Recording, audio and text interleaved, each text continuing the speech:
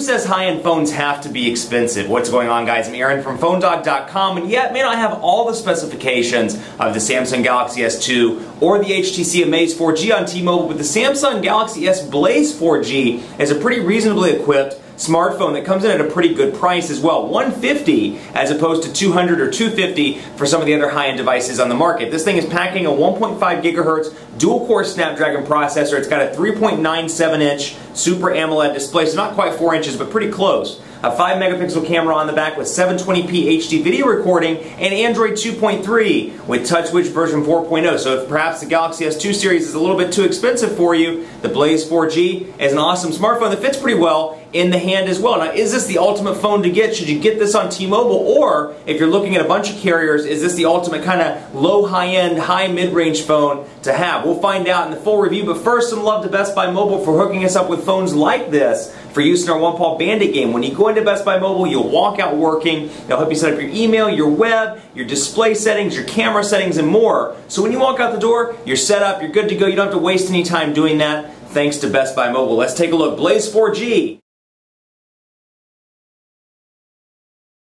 Off into speed test. Let's take a look first of all at the network capabilities of this device. Now the Blaze 4G supports 42 megabits per second on T-Mobile's HSPA Plus network. Now, like I said in part one, you're never going to really see 42 megabits per second. That's a theoretical peak. You know, I've seen speeds in the Charlotte metro area between about 2 megabits per second and max at about 10 megabits per second, though I've heard some markets are faster. You know, I'd say 10 to 20 megabits per second and max. You won't see 42 as of right now, but it does support HSPA Plus 42 if you're in the market and you're considering, you know, perhaps between HSPA Plus 21 and HSPA Plus 42. So let's take a look here and begin the test and see what we can come up with on the Charlotte speed test server, and we'll take a look. So should be pretty decent. While we'll do that, I'll talk about battery life a little bit. You know, I did test this device out for a couple of days, and battery life seemed to be pretty moderate with moderate to, you know, I wouldn't say heavy use, but high moderate use, text messaging, emailing, calling, doing some call tests, of course. Doing some web browsing, downloading apps. I was able to make it from about 8 o'clock in the morning when I pulled it off the charger at home, had it in the office, played around with it, got to about, I'd say about 9 or 10 at night. So I think with moderate use, you're going to be happy with this. I've had no problem charging with this device either. You know, you look at some Samsung devices in the past, and you see that they've historically had issues with charging. It's taken a long time to charge. Much like the Skyrocket and some of the more recent Samsung devices, it's been a pretty fast charger. But I would still recommend carrying around, you know, a spare car charger. If you're in that area, you know, you're a heavy user, perhaps you're going around day to day from meeting to meeting, and you live off the 15-minute charge, carry around a spare car charger, carry around a charger for the office, something like that. But you can see the speed test here, about 2.5 megabits per second. We're still kind of in rush hour, but that's really been what I've been seeing around the Charlotte metro area, 2 to 5. And then in the peak T-Mobile areas where I know the service is just perfect, I'm seeing speeds between 8 and 10 megabits per second. Upload, not so good, 0.5 to 1 megabits per second on T-Mobile's network, though you're still seeing that little 4G indicator up top. So we'll go ahead and bounce out of that and take a look at Quadrant Standard. Now, Quadrant Standard has actually been updated to support dual-core processing, so we'll run the full benchmark and take a look. I took this thing to T-Mobile Dead Spot. I've been relatively pleased with the call quality on this device. You can hear my chair squeaking as I'm moving around, but I've been relatively pleased with the call quality on this device. The earpiece is nice and loud. Calls sound good.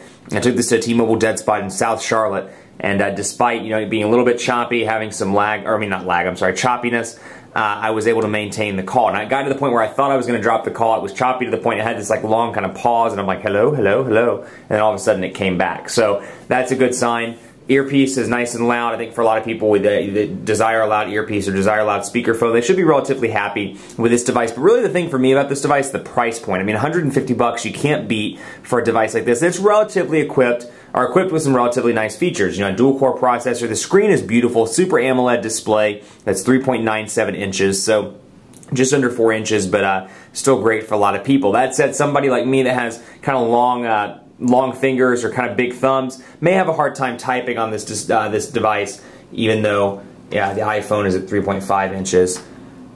You know, as opposed to some of the others that are at 4.5. I kind of lost my train of thought there. Sorry about that. 3.5 inches. I'm honest with you guys. You know, yeah, I lost the train of thought. 3.97 inches on this bad boy may be a little bit too small for a lot of people, particularly if you're coming from something like the Titan or, you know, the Galaxy Nexus or something with one of those big displays. So let's see. Our device, 3,604. It's hard to read with that Choco Cookie font, but 3,604 on Quadrant Standard. Take it with a grain of salt. Of course, these are never indicative of day-to-day performance, but still pretty reasonable for what I would consider to be either a high mid-range device or a low high-end device. Let's take a look at camera as well, in case you didn't catch it in part 1. 5 megapixel camera, 720p HD video recording capabilities on this device, and we'll load up the camera right now. Now, no physical camera button, and you've got Samsung's typical layout here with the camera, the ability to switch around to the front, the ability to turn flash on and off, and you've got your typical settings over here. Single shot, ISO, white balance, timer, things like that you can change around, and of course you can press to hold to zoom, or to focus rather, and then you can take the picture. So we'll come in, we'll focus on, let's find something cool to take a picture of. How about the HTC Evo, actually how about the Galaxy S2 box, which I just so happen to have over here. So we'll load this up. Press and hold, you can see it's focusing in on the picture right now.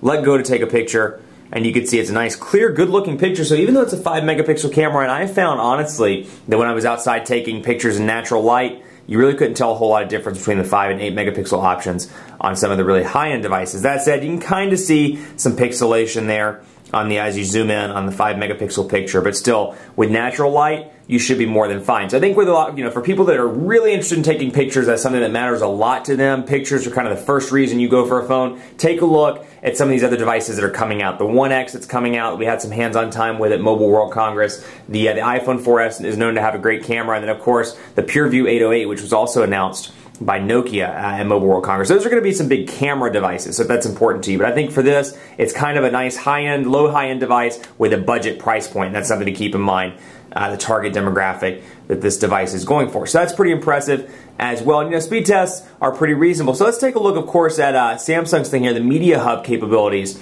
of this device. So we need a Samsung account app to run. Yeah, why not? We'll do that. Install. Okay, let's go ahead and install the unknown sources.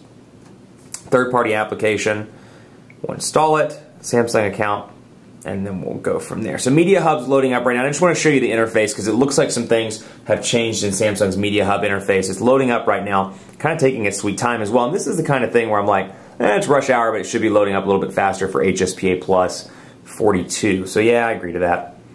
And we'll take a look here. So you can see what's new, and of course it's not loaded yet, but it's like a carousel type form factor where I can scroll through and see American Dad.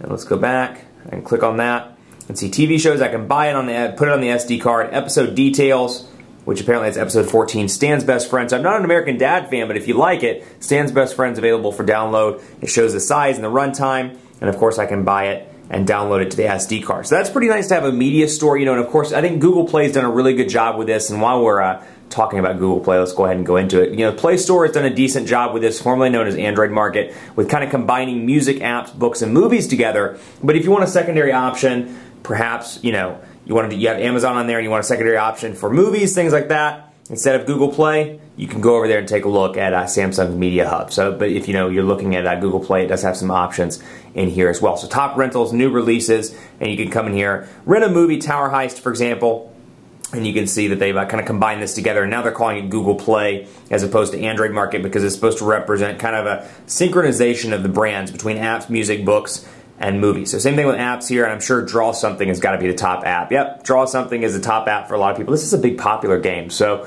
Draw Something is available, and this is what the interface looks like. Scroll down through here and you can see what's new, reviews, of course, screenshots, and then the description of the game, and all you have to do is click right there, and then hit accept and buy, and you can move from there, so along with the storage stuff. So it's a pretty equipped device, and all in all, I've been really impressed with this device. I think for the price point, you really can't beat it. If you're somebody that's coming in, I actually recommended this device to a friend of mine the other day because they came to me and they were like, I don't want to spend $250 on a phone, but I still want a phone that has good features. I don't feel like I should sacrifice features for dollars. I should be able to spend, $100, $150 and get a decently equipped smartphone. I think for those people, the Blaze 4G is going to be a good option. Even though it's not technically a Galaxy S2 device, it carries on in the Galaxy S2 footprint by offering TouchWiz 4.0, by offering a dual-core processor, a Super AMOLED display, even though it's not Plus, a Super AMOLED display, and a pretty reasonable 5 megapixel camera. So it's a good device. It's got a lot of features. I've been really impressed with it. Haven't had any major issues, no lag, no shutdowns, nothing like that. Out of Android, and you know me, I'll criticize Android for being kind of laggy from time to time. This one doesn't have any problems on that front. Much more coverage to come on PhoneDog.com. Check out our rankings program, PhoneDog.com/rankings. And be sure to follow me on Twitter, PhoneDog_Aaron, and on Facebook at Facebook.com/PhoneDogAB. Thanks so much for watching, and as always, we'll see you next time.